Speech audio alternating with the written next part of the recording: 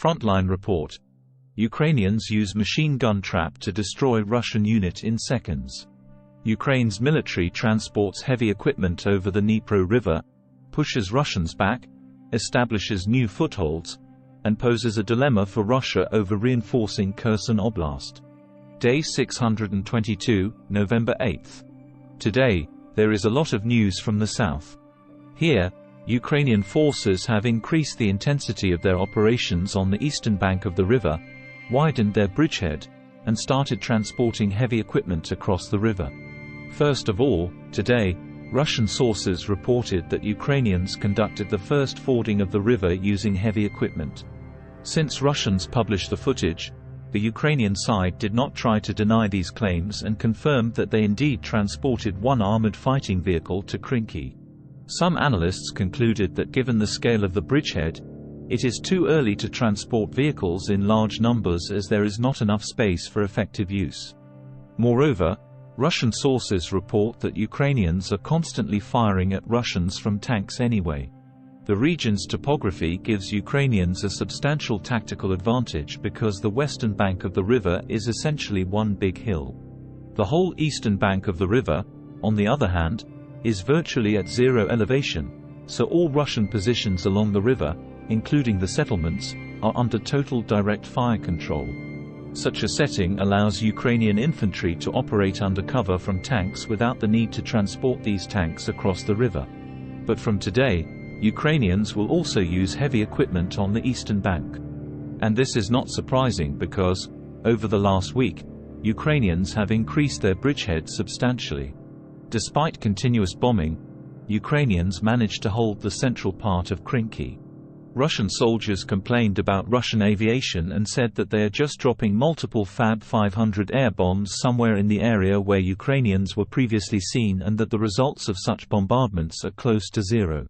The Russian commanders still considered that the preparation for the assaults was completed and sent a group of Russian soldiers to clear an area in Krynky.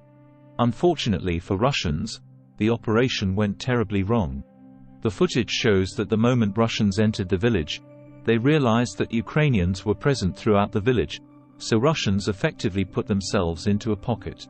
The Russian assault unit immediately tried to retreat back to the forest, but Ukrainians were already waiting for them there.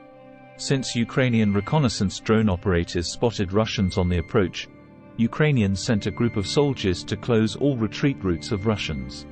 As a result, when the Russians got close to the forest, the whole assault unit was eliminated by a machine gun. Ukrainian fighters released a lot of videos showing how they were gradually destroying Russian forces on the outskirts of the village, slowly pushing Russians further and further. One video shows how Ukrainians spotted how Russian soldiers delivered ammunition to the front with cars, and immediately destroyed all of them with kamikaze drones. Russians were also seen using civilian trucks, which were also destroyed. After the Russians were pushed to the outskirts and started losing their grip on the village, they started using armored fighting vehicles. It took more than one drone, but the vehicle was chased down, and the crew destroyed. Drone operators from Media's Birds Battalion showed how they detected and destroyed one T-90M tank and one T-72 tank that opened fire at Ukrainian positions in Krynky. The scale of the drone strikes rapidly increased, and Russian soldiers complained that there are so many Ukrainian drones in the sky that they have to spend 7 hours walking a 4-kilometer distance. Russians started losing their personnel, howitzers, and other heavy equipment not only along the river but also near Chelboda, Radynsk, Pishchern, and Obrivka. Such a high level of control over the region allowed Ukrainians to conduct yet another amphibious operation, this time northwest of Pidstepna. Russian sources reported that Ukrainian fighters from the 35 Marine Brigade crossed the river, pushed Russians out of the first line of fortifications, and established a bridgehead.